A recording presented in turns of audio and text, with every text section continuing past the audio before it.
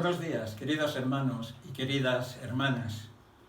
Espero que cuando estéis viendo este culto podáis estar todos bien. Hoy es un día muy especial. Es Viernes Santo. Hoy recuerda toda la cristiandad la muerte de nuestro Señor Jesucristo allí en la cruz.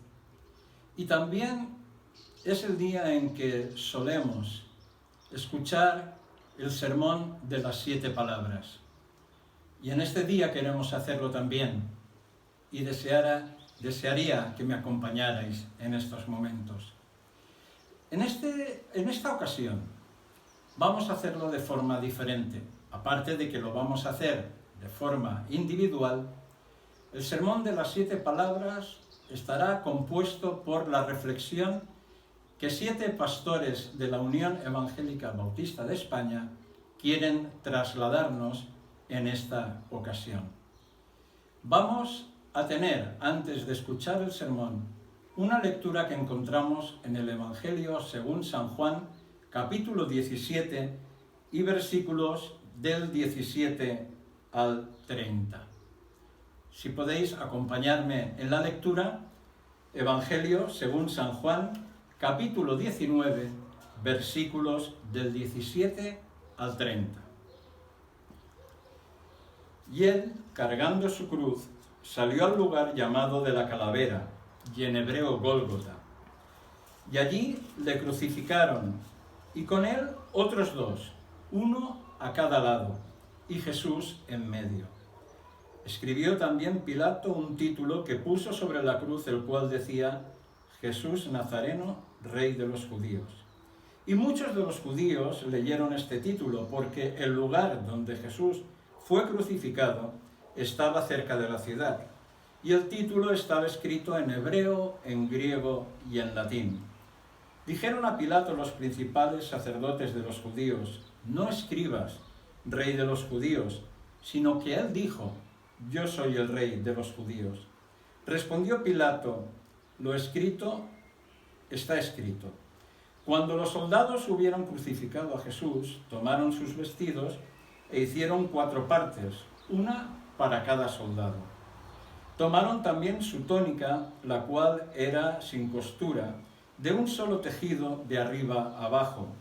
Entonces dijeron entre sí: no la partamos, sino echemos suerte sobre ella, a ver de quién será.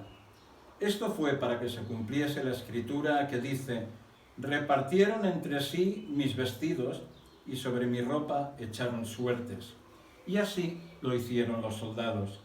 Estaban junto a la cruz de Jesús su madre y la hermana de su madre, María, mujer de Cleofas, y María Magdalena.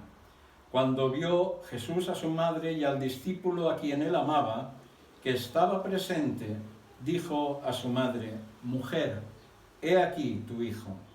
Después dijo al discípulo: he aquí tu madre.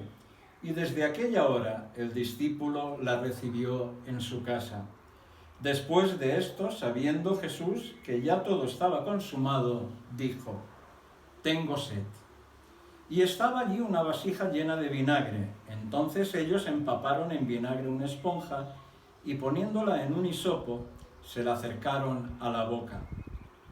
Cuando Jesús hubo tomado el vinagre, dijo: consumado es. Y habiendo inclinado la cabeza, entregó el Espíritu.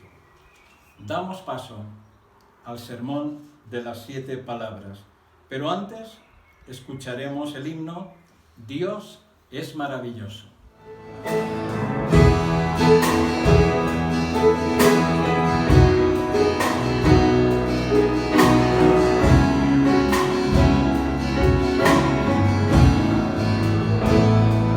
es maravilloso.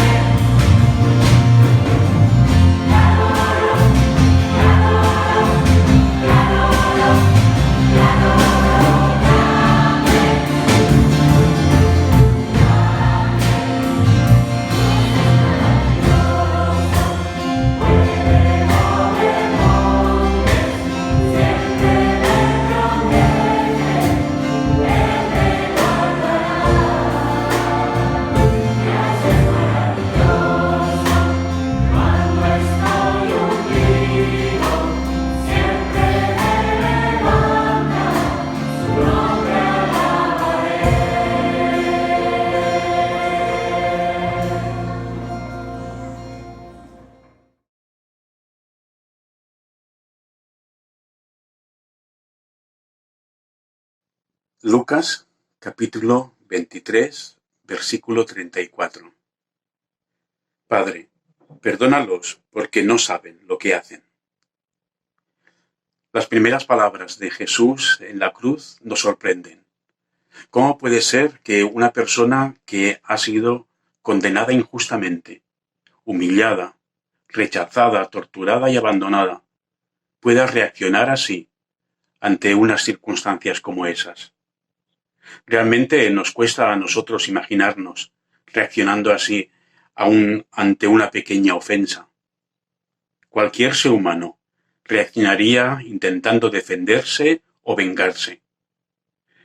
Sin embargo, Jesús fue un humano diferente a nosotros. Las reacciones que se despertaron en él ante esa injusticia fueron la misericordia y la compasión hacia todos aquellos que estaban entregándole.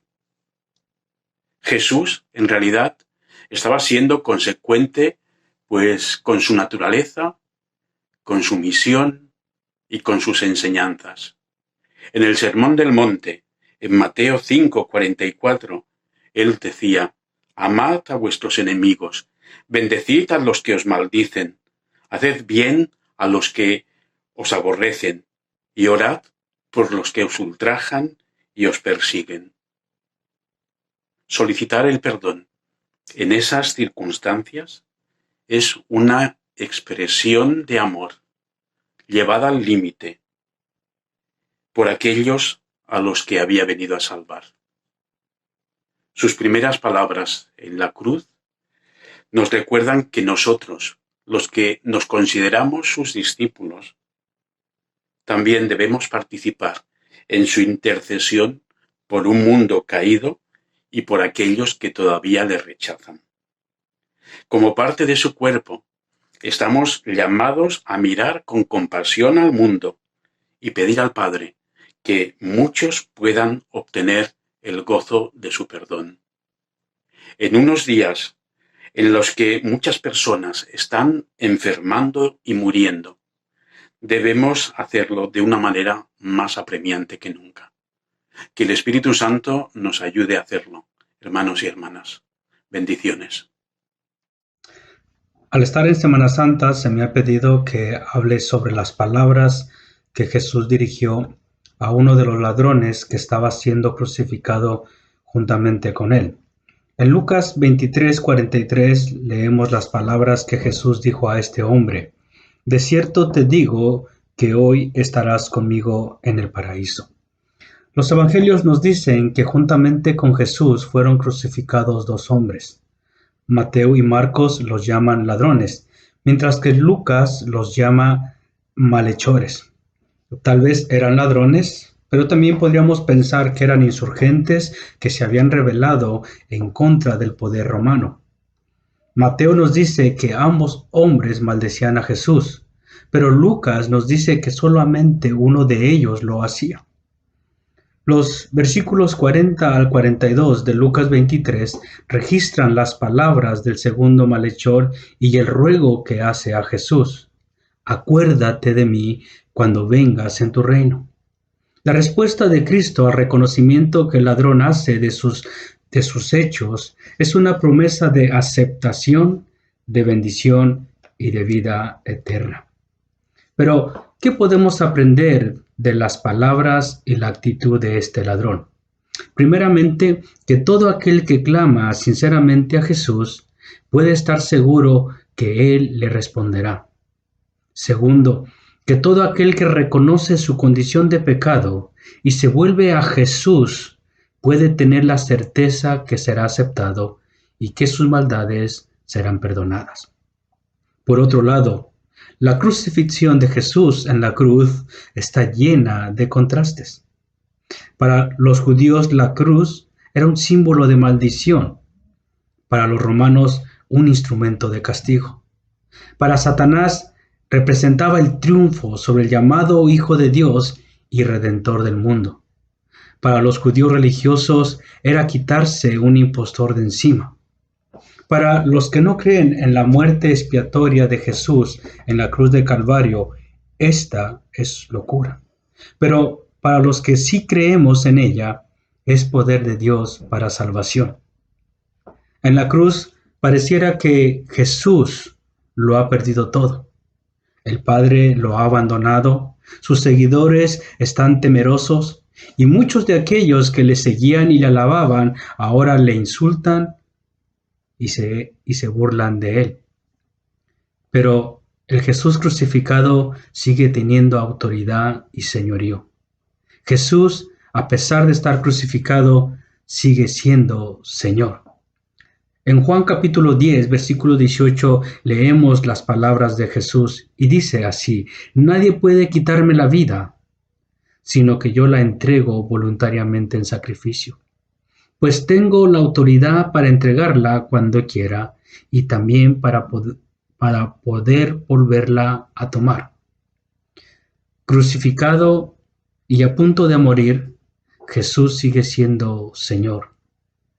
Tiene autoridad y tiene poder para perdonar pecados y dar promesas de vida eterna. Por eso le dice a aquel malhechor: de cierto te digo que hoy estarás conmigo en el paraíso. Sabemos que el día que muramos, nuestro cuerpo dormirá en el polvo y nuestro espíritu volverá al Señor, quien nos lo dio. Pero cualquiera que sea el hogar invisible de nuestra alma entre la muerte y la gloria, si hemos caminado con el Señor o si hemos muerto en el Señor, tenemos la promesa y la certeza de que estaremos con Él en el paraíso. Dios te bendiga. La tercera palabra de Jesús en la cruz es: mujer, he ahí tu hijo, y al discípulo le dijo: he ahí tu madre. Ese discípulo es el discípulo amado, que era Juan, que recordamos que estuvo con Jesús todo el proceso judicial, si bien en ningún momento tuvo que enfrentarse a las autoridades. Y por otro lado está María, que estaba sola, como nos indica el relato bíblico. No estaba José con ella, es muy probable que José hubiese ya fallecido. Y tampoco estaban los hermanos de Jesús, es decir, los hijos de María, no estaban con ella. Recordamos lo que dice el evangelista Juan en el capítulo 7, versículo 5. Ni siquiera sus hermanos creían en él. Esta expresión de Jesús me lleva a pensar en dos cosas. En primer lugar, en que este es un mensaje de esperanza.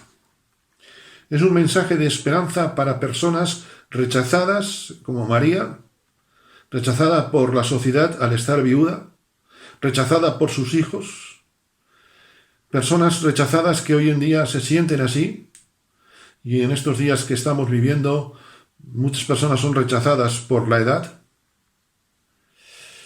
Esta expresión, mujer, he ahí tu hijo, y al discípulo, he ahí tu madre, es un mensaje de esperanza para quienes necesitamos consuelo, necesitamos protección, necesitamos ayuda.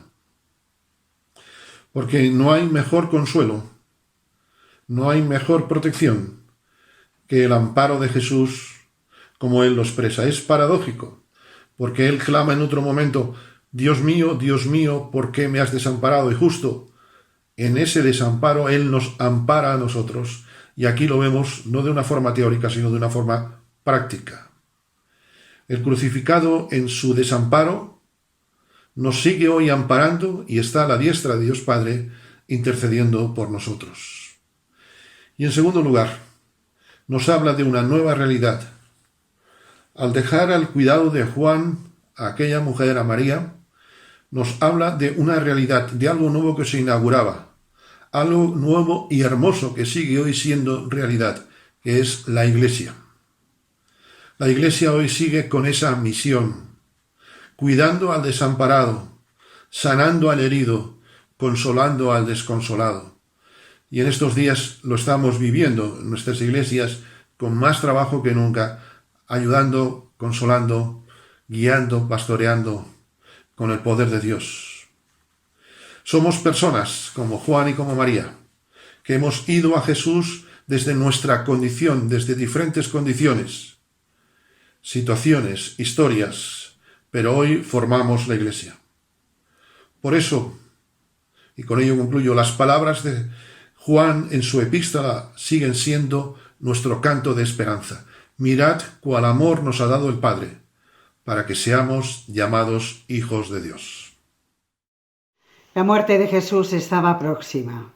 Eran cerca de las 3 de la tarde. Con el grupo de los más íntimos, el resto de gente había abandonado el monte del Calvario.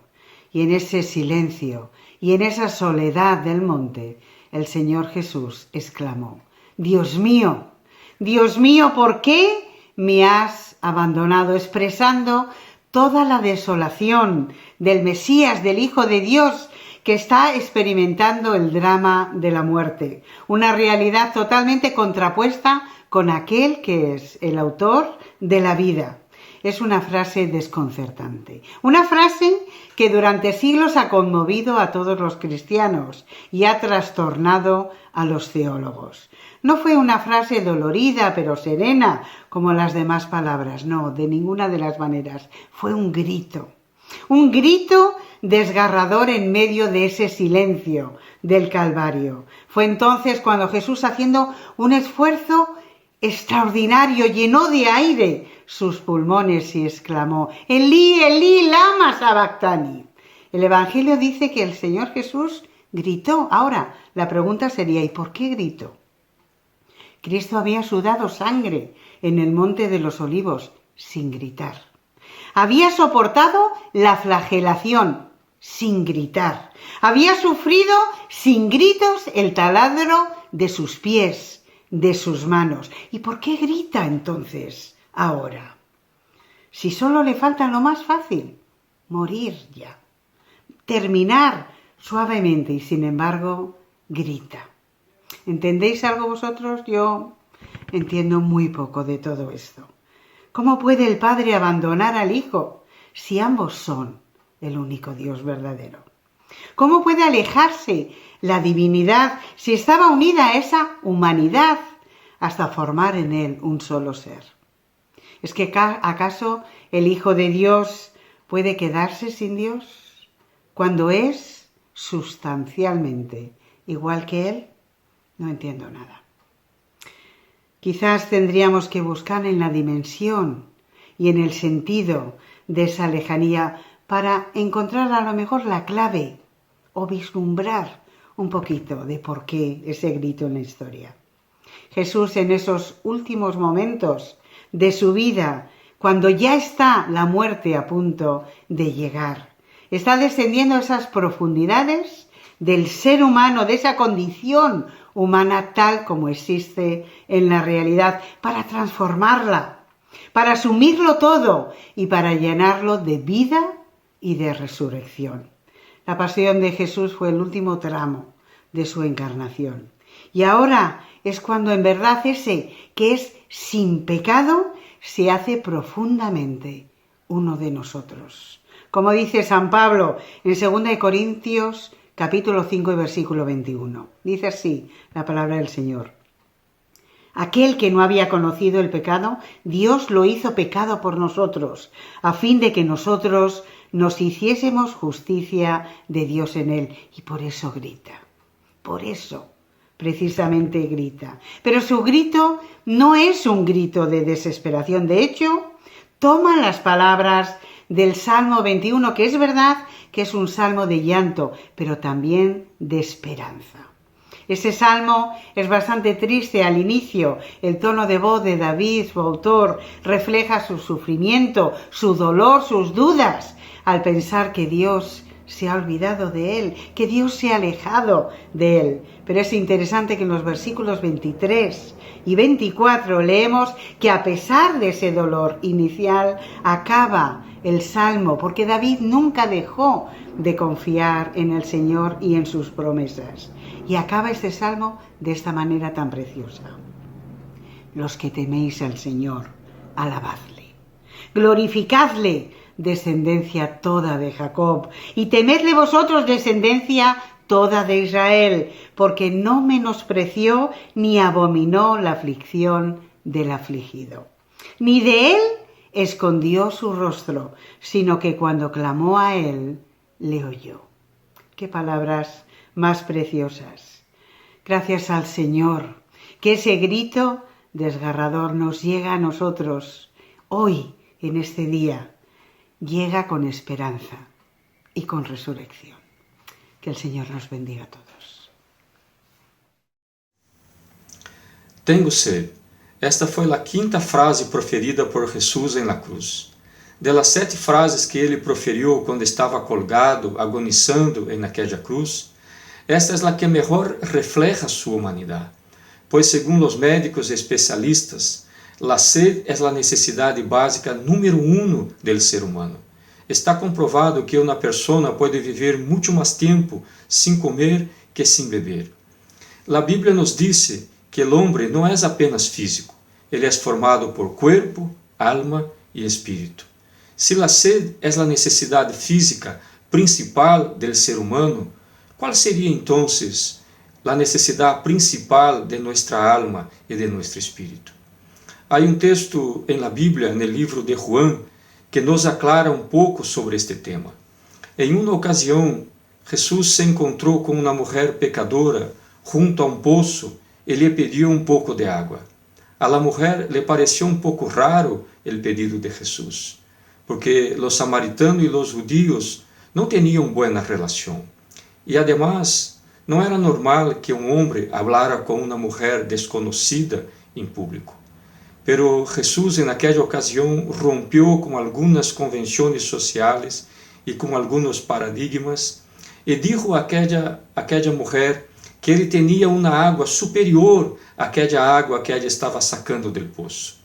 Pois a água que ela sacava do poço todos os dias só saciaria sua sede por algumas horas, pero a água que ele tinha e estava lhe oferecendo era capaz de saciar a sede de sua alma e de seu espírito.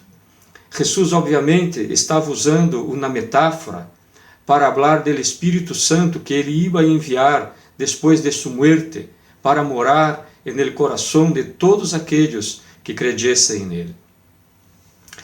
Aquele que clamou em la cruz, tenho sede, sabe como nadie que no coração de cada pessoa há uma sede imensa de ser feliz, de encontrar paz, de encontrar sentido e propósito neste mundo. Quizás este seja tu caso. Por isso, quero perguntar-te, de que tens sede? Qual é a sede e a inquietude de tu alma e de tu coração? Que te provoca angústia e esta sensação de vazio? Seja qual seja esta sede, eu posso garantizar-te que solo la saciarás quando conozca a Cristo, pero quando lo conozca de verdade, quando lo recibas em tu coração, solo quando bebas de esta água viva que Ele oferece. Como Ele mesmo dijo, se alguno tiene sed, venga a mim e beba.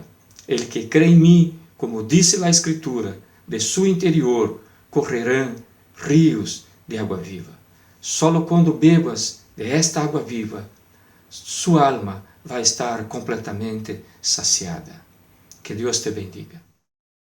Otra de las 7 palabras que dijo Jesús estando en la cruz fue consumado es. Estas palabras en boca de otro hombre y en la situación en la que Jesús se encontraba quizás pudieran sugerir derrota y un deseo ardiente de que toda esa agonía terminara por fin.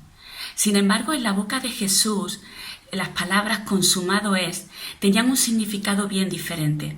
Yo creo que Jesús estaba deseando de que la agonía terminara, pero en esos momentos tan críticos, precisamente eso no era lo que estaba pensando Jesús. Tetelestai es la palabra griega para consumado es, y significa que todo ha sido completado. Es decir, Jesús lo que estaba diciendo es que su obra y el propósito con el que Él había venido a este mundo estaba terminado. Y esto incluía esos momentos tan dolorosos en la cruz. Me parece increíble que nuestro Señor Jesucristo estuviera pensando en eso, porque no estaba pensando en sí mismo, estaba pensando en nosotros. Esto no son palabras de alguien que está derrotado, sino que son palabras de alguien que está satisfecho con lo que ha hecho. Como predijo el profeta Isaías en el capítulo 53, versículo 11, como unos 700 años antes de que esto ocurriera, dice acerca del Mesías, dice el versículo, verá el fruto de la aflicción de su alma y quedará satisfecho. Por su conocimiento justificará mi siervo justo a muchos y llevará sobre sí las iniquidades de ellos. Por tanto, estos no fueron momentos, aunque fueron momentos de dolor, fueron momentos de satisfacción por cuanto había concluido su obra. Aunque fueron momentos de dolor, pero a la misma vez también de esperanza, porque Él no se quedó en la cruz.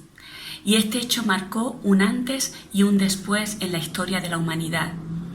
Dice el versículo que verá el fruto de la aflicción de su alma, y esos son todos aquellos que reciben con fe ese sacrificio de nuestro Señor Jesucristo. Fueron momentos de dolor, pero de una obra que está totalmente completa, a la que no hay que añadir absolutamente nada, porque Él fue el Cordero perfecto, el único que podía hacer algo para salvarnos de nuestros pecados y darnos esperanza y vida eterna. ¿Quieres tú abrazar estas verdades? Pues no te tardes, porque hoy es el día de salvación. Llegamos a la última frase de Jesús en la cruz. Padre, en tus manos encomiendo mi espíritu. Una frase que enlaza con la primera. Padre, perdónalos, porque no saben lo que hacen, cerrando al sí el círculo de toda la existencia de Jesús. Si en la primera pide al Padre que perdone a todos aquellos que le han crucificado, en esta segunda se dirige al Padre para entregarle su espíritu. Del Padre vino y al Padre vuelve. Recordemos las palabras de Jesús. Padre, glorifícame a tu lado con aquella gloria que tuve contigo antes de que el mundo fuese. La vida de Jesús es una vida de respuesta al amor de Dios el Padre. Ese amor del cual nos habla la Escritura, que amó Dios al mundo de tal manera que entregó a su propio Hijo. Y es ese amor también del Hijo que también nos dice la Escritura que no estimó el ser igual a Dios como cosa a que aferrarse. Bueno, pues es a ese Padre que Jesús se remite a lo largo de toda su existencia. Padre, he venido para hacer tu voluntad. Y antes de Jesús de expirar, Jesús se vuelve a su Padre, al Padre de su infancia, al Padre de su juventud, al Padre de su adultez, y le llama, como siempre, Abba, Padre, porque es el Dios de misericordia y de perdón. Padre, perdónalos. Es el Padre de sus oraciones y de nuestras oraciones en los momentos delicados de su propia existencia. Por eso allí en Getsemaní dirá, Padre mío, si es posible, pase de mí esta copa, pero no sea como yo quiero, sino como tú. Hoy estamos asistiendo a esta noche oscura también de la humanidad. A esta noche en la cual, o a este día en el cual el sol se ha oscurecido. Estamos viviendo en esta pandemia que nos tiene a todos entristecidos. Es nuestra noche oscura, como aquella noche oscura de Jesús. En ese momento, al igual que Él, debemos de acudir a Dios, al Dios Padre, del cual nos recuerda Jesús que es el Dios de toda misericordia, el Dios del perdón, el Dios del amor, que es el Dios que como buen Padre, como el Padre del Hijo pródigo, está deseando que acudamos a Él en los momentos difíciles de nuestra propia existencia, para en medio de ellos mostrarnos su amor, su cariño, su misericordia y su consuelo. Pues a ese Dios y Padre Jesús es al que le entrega su Espíritu. Hoy más que nunca, en medio de esta noche oscura de la humanidad, tenemos la oportunidad de mirar la cruz de Cristo y escuchar sus palabras y poder decir, como Jesús, Padre amado, en esta noche oscura de la humanidad nos entregamos a ti como nuestro buen Padre, como ese Padre de misericordia, de perdón, ese Padre de amor, de consuelo y de esperanza, porque a ti, como Jesús, nosotros encomendamos todo nuestro ser. Que el Señor os bendiga y os guarde. Y en la situación en la cual os encontréis, que podáis experimentar la paz, el consuelo y el amor de Dios nuestro Padre. Que el Señor os bendiga. Amén.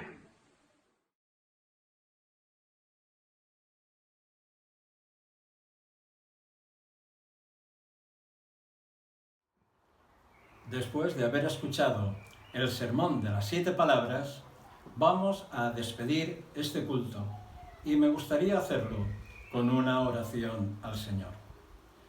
Gracias, Padre Celestial, te damos, porque tú eres el Rey de la Gloria. Eres también el Rey de nuestras vidas. Gracias, Señor, por tu Hijo Jesucristo, porque Él fue obediente hasta la muerte y muerte de cruz.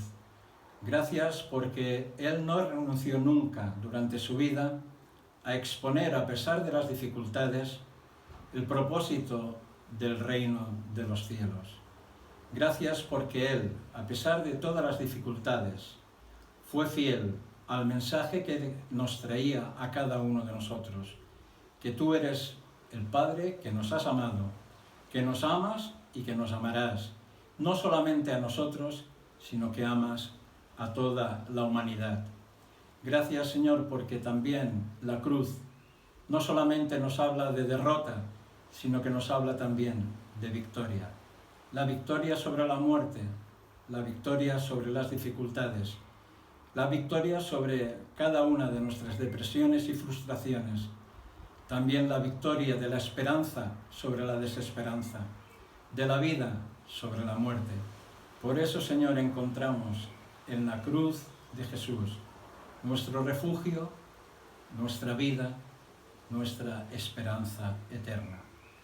Queremos, Señor, que tú ahora nos despidas con tu paz y con tu bendición, que tú sigas cuidándonos de este mal, de este virus, que pronto podamos estar de nuevo todos juntos alabándote y bendiciendo tu santo nombre en tu casa, en tu templo.